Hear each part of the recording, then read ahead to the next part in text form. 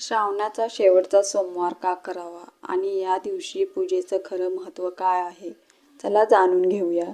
का करावा शेवटचा सोमवार? श्रावण महिना महादेवाला प्रिय. संपूर्ण श्रावण महिना भगवान शिवाची उपासना करण्यासाठी श्रेष्ठ मानला जातो.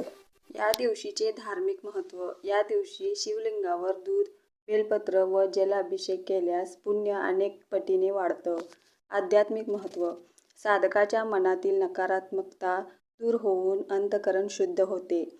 ग्रह शांती व समृद्धी. उपासनेने घरातील वाद कमी होतात. सौख्य समृद्धी वाढते. आरोग्य व आयुष्यवृद्धी. उपवास, जप व ध्यानामुळे शरीरशुद्धी व मानसिक शांती मिळते. शिवामूठ अर्पण विधी समृद्धी, संकल्पपूर्ती आणि पुण्यप्राप्तीचं प्रतीक आहे. म्हणूनच श्रावणचा शेवटचा सोमवार हा श्रद्धा, भक्ती आणि मनोकामना पूर्तीसाठी अत्यंत शुभ मानला जातो. हर हर महादेव.